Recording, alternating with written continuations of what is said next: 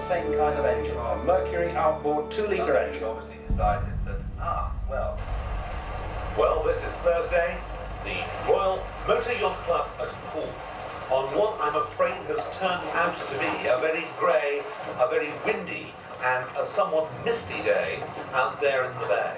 And already, although we've had a number of craft into the water, waiting, and a number of other people sort of wondering, have held off, there has news come through quite recently of a postponement of the race. I think that we are going to be underway very shortly, and we're looking forward to what should be a very similar leg, I would have thought, to the one that we had a couple of days ago on Tuesday, when we've got a number of craft going well in water that tended to favour anything but a catamaran. Now, what about Tuesday's winners? How do they view the situation? Can they take the Eco Trophy race? Graham and Nicky Peck, you won the first leg on Tuesday. The conditions, I think, were a bit different. Yeah, a lot different. It was still rough offshore, but I don't know what it's going to be like today. I'm not so bothered about the sea. It's this fog and mist. The navigation's going to have to be hot today, because with this mist, you haven't got any landmarks. When you're out at sea, heading back towards the pier, you can't see it. All you can see is like the mist in the distance. So down on the compass today. Well, we do have confirmation that the race is going ahead, which will please all these competitors. But Neville, who have you got on the other side of the paddock now? The Merengue brothers in 13th place on the first leg. Why? It's very bumpy for our craft. It's very unstable, and we just went for survival. Joe, it looks a darn sight worse out there today. What are the prospects? If the sea conditions are, if the waves are tall, close together, we've got a chance. Day 2, race 2, and all those boats out there once again. A shortened course.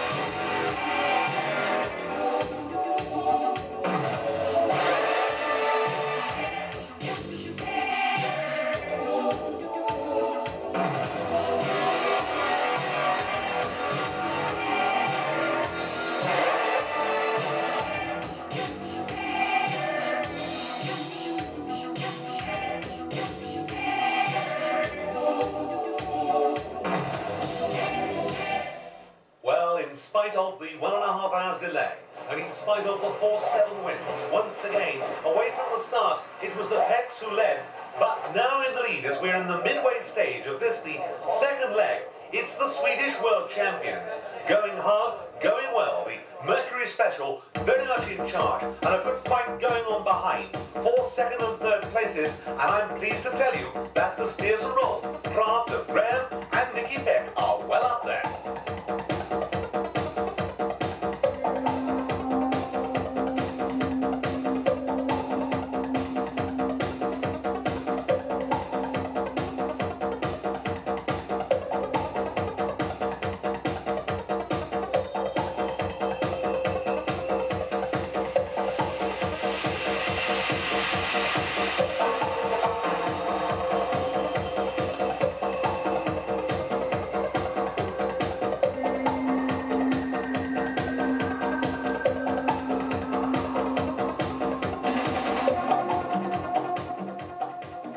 Well, this is the Magician going hard, going well in this second leg, and the Jersey pair there of Dave Trotter and Steve Lajoie really holding their own. Yes, Colin Sleep and Mike Wills flashing through in Desperado there. They've been doing extremely well too. And this is Misbehaviour waving to the crowds who really piled on to the end of the Bournemouth Pier now. But look at the way Michael Froder is cutting his way through the water. And massed out there is some of the Canadian Navy. But there's Magician, cutting, slicing through the water. The conditions are not quite as pleasant as they might appear to us. And they've certainly, some of these boats have been taking a tremendous hammering. Here's Graham and Nicky Peck making their way back along the coastline, back towards us now. And although the sea may look very blue, it is indeed very cold. Yes, this has been very much a test of stamina. And stamina there, the maze generators craft, Dinaro Palazzo Giovinazzi and Sergio Palazzo from Italy. I think a lot more had really been expected from these two. They're running a Mariner engine, of course, still made by the same group, coming from the Brunswick Corporation. Mercury engines, Mariner engines. Mercury are really the racing engines, but in Italy you'll quite often find a Mariner engine. Here's the other Italian pair. Giorgio Villa in the Poli Sotticetti, that catamaran with a big diesel engine in the back, and although it looks unstable, it really is putting on a tremendous performance here today at Bournemouth. And look at the way they're rocking around in the waves there. There are times when I cannot understand why that boat doesn't turn over on its side. Yes, it's a very short, wide hull, isn't it? In comparison with some of the other catamarans, such as coming towards you now, will certainly show you that straight away. Yes, this is an unusual configuration really for a catamaran, to be the navigator behind the driver and still with the twin hull version there. And you can see the rainbow in the spray off the helicopter blades. This is quadrant hotels. Now, this is the normal configuration for a monohull. We've just seen it in the catamaran, where you have the navigator behind the driver. And as I said earlier, I always feel very sorry for the navigator in the back of these boats. Quadrant hotels going well then as we come into the final stages of this, the second heat. A heat, in fact, a race, in fact, that no one expected to really start. When we looked at the weather this morning, when we looked at the wind, I don't think anyone believed we would be out here watching this particular race during the course of today with the conditions as they were. Langen's trimaran, the only one of its kind in this race. Very unusual design with a monohull shape down the centre and a small catamaran style sponsons on either side, proving to do really remarkably well. And here, not so well. Desperado with what looks like broken trim brackets maybe for the engine there, and Assegai, number 72, also with number 55 being towed upside down in the water. But once more, round the turn buoy there, Graham and Nicky Peck. Not doing so well in this race, and here's the Magician. They've been swapping places with them all through the race, and the crowd now waiting in front of Bournemouth Pier to see who is going to take the second leg of the Bournemouth World Offshore Championship, sponsored by De Vere Hotels, because this is the EQ race day 2, and all day long it really has been a case of the Swedish team, Michael Frode, the current world champion, being out there in front, dominating the racing, and back towards us, towards the pier. Here comes the Langen's boat, the trimaran. You can see there the shape of the monohull section in the middle, a catamaran bit on either side as they flash past us. And Maybank South, another very well supporting sponsor here. Yes, looking down though, those conditions affecting everyone today. It doesn't matter whether it's a cat, whether it's a trimaran, or whether it's a normal hull. The Clark Power Products craft there, Tracy Clark, recovered of course from a motorcycle accident to come back to racing this year. You can really see the way the sea's kicking up now, and Michael Frode there cutting his way through the water. Number 4, this deep V monohull with a Mercury engine on the back. And leaping across the waves there as he comes up now, very firmly in charge. There's very little doubt that no one's going to catch him. The Magician is going well, however, and they too have had a very good run in this shortened distance race. It was originally 120 miles, you remember. It's been reduced down to 64 miles. The Italians also going well. 300 horsepower, don't forget, right out of the water there. Yes, well, we've seen inshore powerboats. You describe catamarans as getting up on the plane. I don't know what they get up on offshore racing, but really quite remarkable antics of these boats as they cut and slice and pound their way over the tops of the waves. And out once more off the end of Bournemouth Pier. It's a feature of this race, in fact, that the boats are brought back in front of the spectators so often. Really a major improvement for offshore powerboat racing. And once more, here they come, Magician number 2, and you can understand why these two drivers have taken all before them in the Guernsey races this year, the 2-litre field, and they've dominated the racing. Really tremendous action and very, very clever driving from Dave Trotter and Steve Lajoie. Yes, Torbjörn and Magnus Ave in the other Swedish boat. 391 there, just us, another Mercury engine, 150 horsepower craft. And this is John Hampton and Mike Abbott-Cole. And a wave there as they go through in number 23, the Maybank South craft. Disappointment now, I think, for Graham and Nicky, as they really haven't managed to get right out in front today. The conditions probably not quite so favourable for a catamaran, and the Swedes have taken the advantage, the monohulls competing just that little bit better today, and Graham and Nicky really having to use both all their driving and navigating skill to look at the way Rifle leapt out of the water there. That is a demonstration of the kind of pounding that the driver and navigator get as they push their way back past the start-finish line in front of Bournemouth Pier, and I think that is the end for Quadrant Hotels. It looks pretty serious, and I would guess maybe they're collecting a bit of water. Yes, I think it's a question of beaching that before anything else happens, but one has to say that the British pairing that did so well behind the Swedes here, very firmly in charge, the British pairing have driven a very intelligent race in this, the second leg, and up goes the hand there. Yes, recognition now as they pass the start-finish line. That was the reigning world champions, the two men who are defending their championship against all oncomers here at Bournemouth. And they pass the start-finish line at the end of Bournemouth Pier, and Paolo Matteson waves his hand in the air to say, I've got this one, I've got it in the bag, now come on, you see what you can all do on Saturday. That was a wave for victory in the Eco-Trophy for Sweden and Michael Frode and Palle Mats, with the Italians in third place and the Pecks finishing in second to keep the World Championship wide open. What happened to them? My visor snapped on the first leg, and Nicky had to we could just manage to clip it where the screw should have been. The screw just bounced itself out, so the visor kept spinning around. And if we'd lost the visor, we'd have had to pull out. And I was just praying that the visor was going to stay on. Fortunately, the wind pressure kept pushing it back on.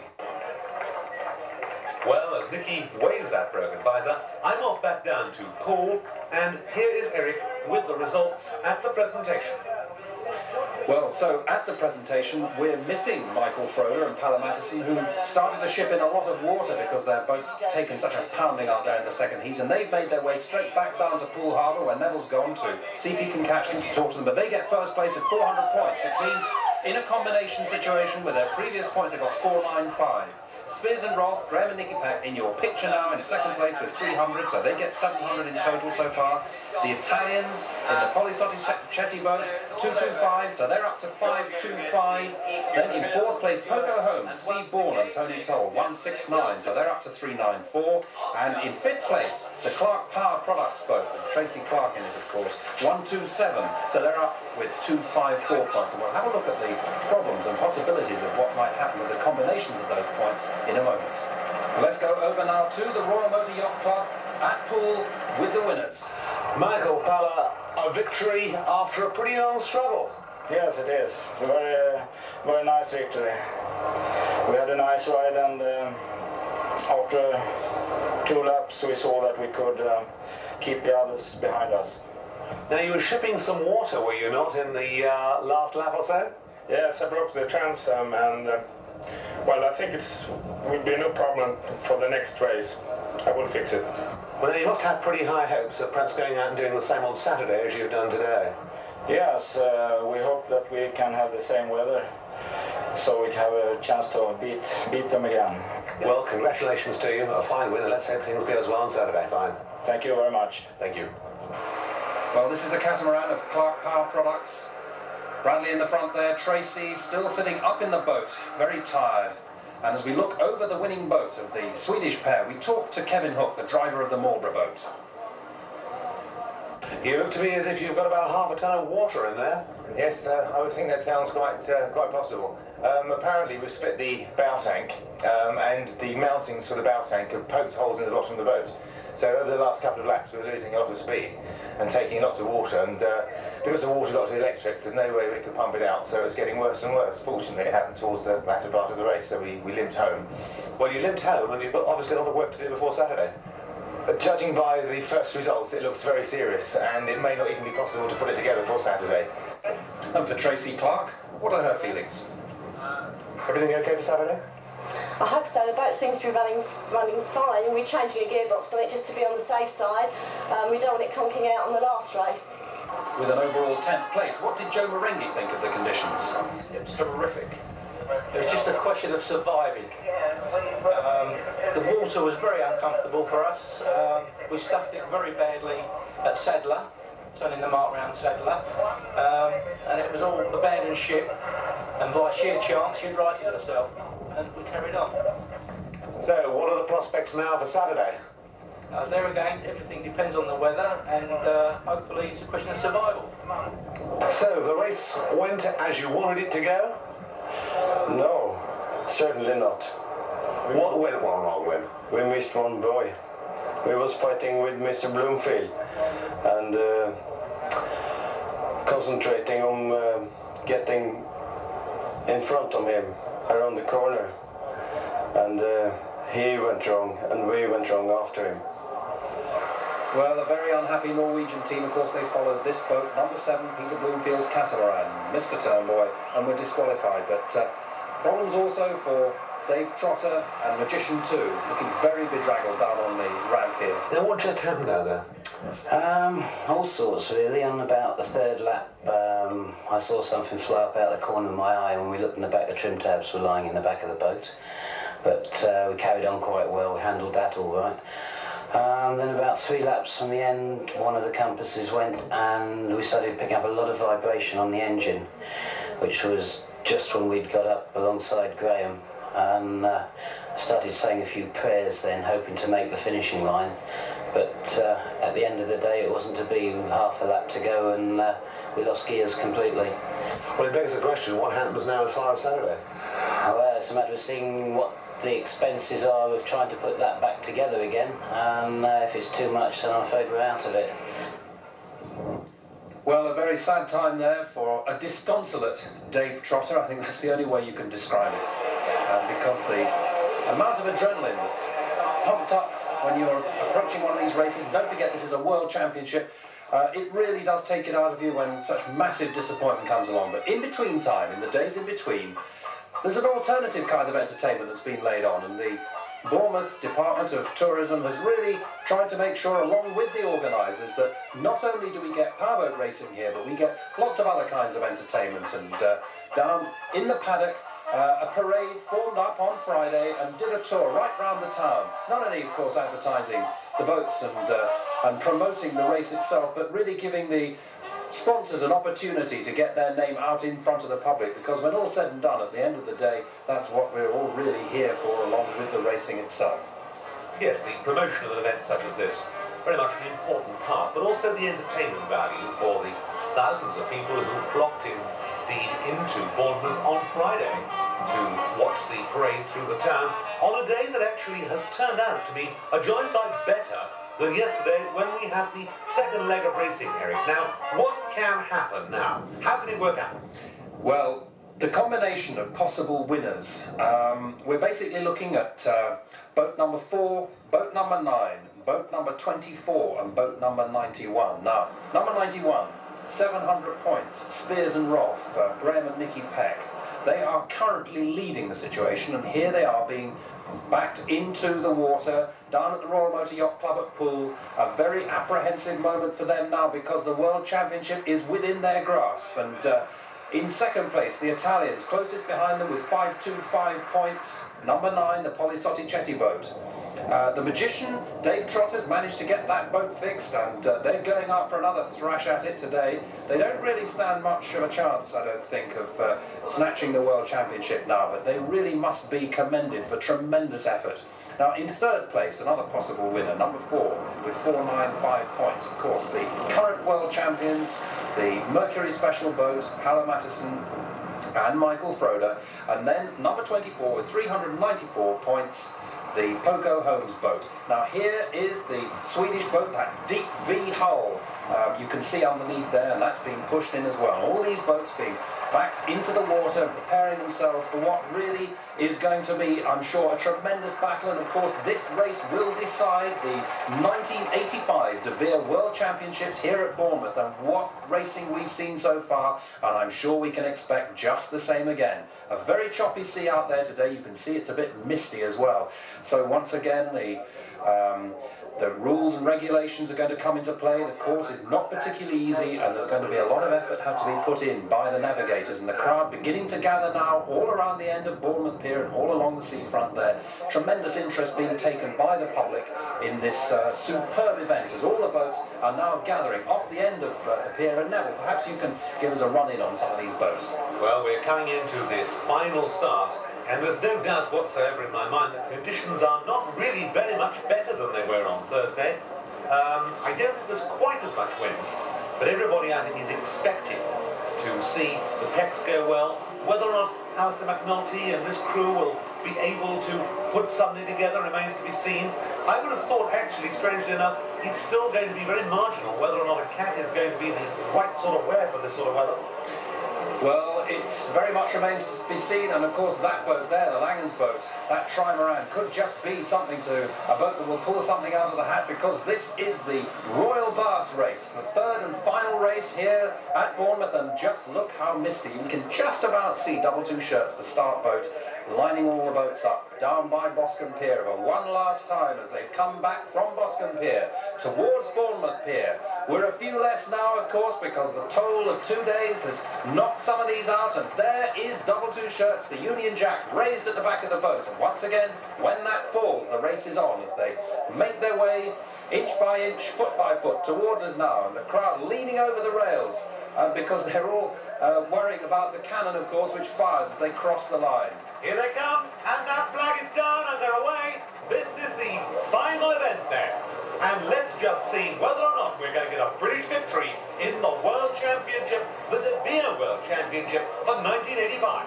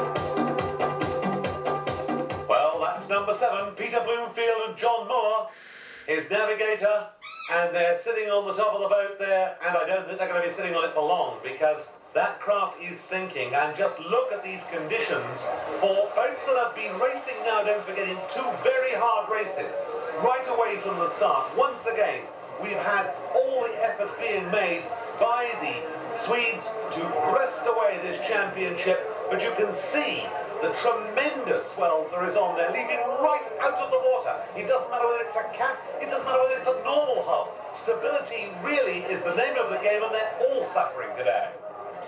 Yes, I think the conditions are so difficult for them that you can see there the Swedes just ahead of the Italian catamaran there, and really after a number of laps there is very little to choose, and they're all having this terribly difficult time as they come back towards the pier and turn right, and the Polisotti Chetty boat there leaping round the buoy, not turning round it. And here down towards us the Magician and Rifle having a battle together, and just look, can you imagine the pounding that those boats are taking? I asked Graham Peck after the first heat how long he expected a boat to last when it races in these sort of conditions, and he told me he expected about 3 years. Well, if they have to race in the kind of conditions we've got today, I suspect it may be a little bit less than that.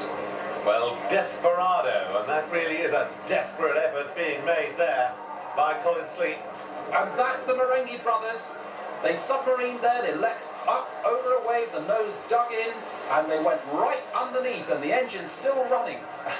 The driver had the presence of mind to turn round the buoy and avoid disqualification, and you really must commend these people for racing in these conditions, I think.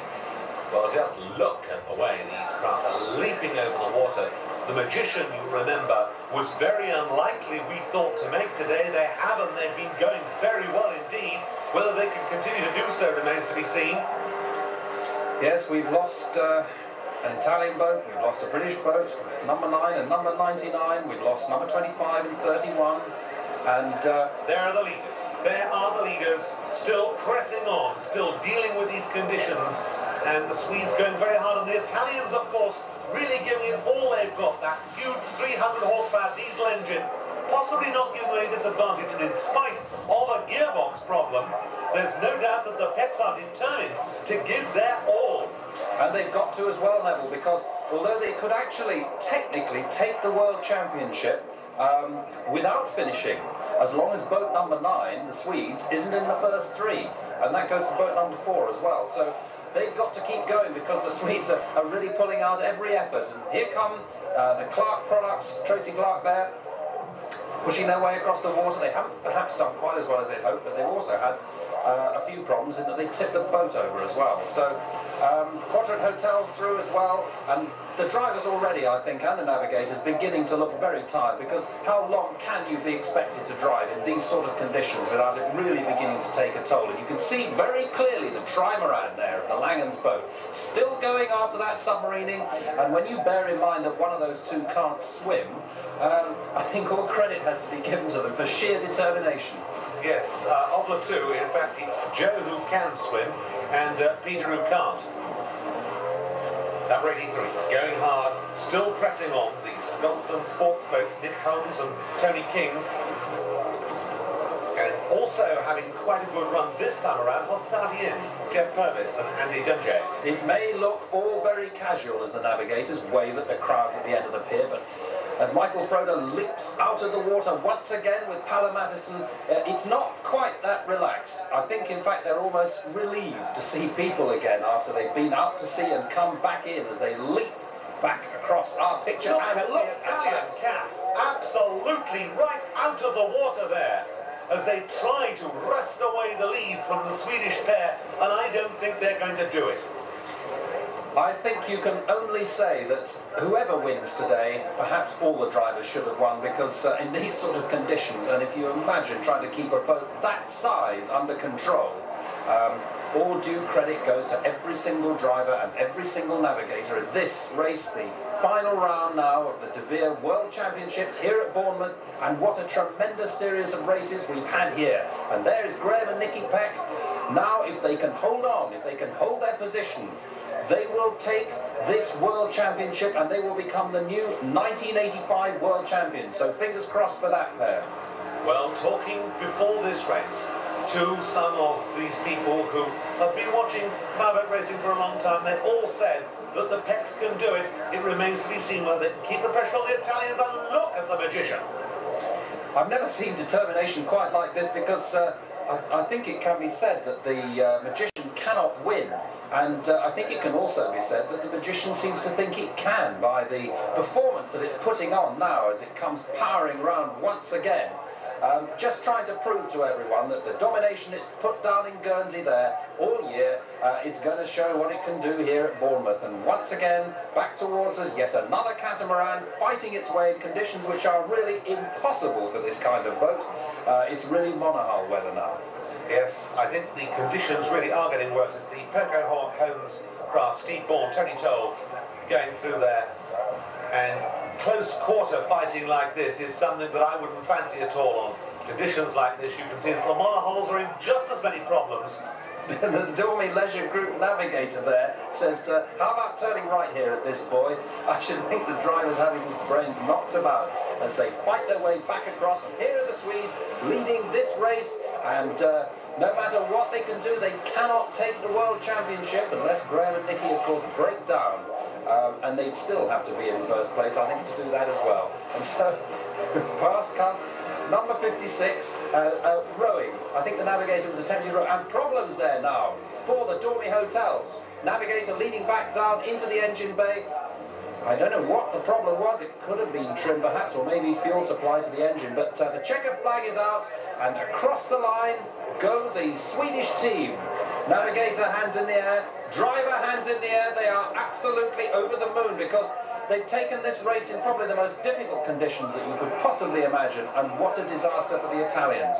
The Polisotti-Chetti boat broken down 1 lap from the end, and up goes the right-hand engine bay cover as they try and discover what the problems are. But you're now looking at the 1985 De Beer World 2-litre Offshore champions, Graham and Nicky Peck. Disaster for the magician. Dave Trotter and Steve Lajoie are unfortunately out of the race they rode, and the Pecks you saw drove straight past the finish there, have picked them up. They're great friends. I was talking yesterday indeed to Dave Trotter. He said that he thought they could take the World Championship. He may be disappointed himself. Here is a very happy Swedish driver, but undoubtedly the happiest people of all have to be the new British World Champions. And as they bring in the lapless Guernsey pair, Dave Trotter and Steve Lajoie, we talk to the winners of the Royal Bath race. Tremendously difficult conditions today for your team, but a first place, very satisfactory. How was the racing condition out there for you? Well, the conditions were pretty tough, but the boat managed to do it very well. Well, congratulations, it's very well done. Thank you very much. And now Eric Michel talks to Britain's new world champions. Graham and Nicky Peck, you're the 1985 World Champions, the De Beer World Championship here in Bournemouth. But what a terrific battle out there. The conditions looked atrocious for you. They were. I think I can quite honestly say that it's the roughest race we have ever been in. It is terrible. It is in places. It is just downright ludicrous. What the hell were we doing out there? Nicky, an emotional win as well, I would think, for you, because it's been a very, very hard-fought week. Have you enjoyed it, ladies? Emotional win, yes. It would have been nice just to come round, finish and win, but to see another boat go over in front of us, doing so well on the last lap, and then to come round and win, well, we just had to go straight back to him. Just had to. Well, Graham and Nicky, the new De Beer 1985 World Champions, congratulations and very, very well done. Thank you. Thank you. So, as I leave Graham and Nicky to the autograph hunters, so necessary at this kind of event, and their cougar cat, sponsored by Spears and Rolfe, tied up alongside the pier there, and all the crowd gathered around them. We say goodbye to Bournemouth, and a superb event, a week's racing which has brought people from all across the country to watch what must have been one of the most magnificent 2-litre offshore races we've seen in this country.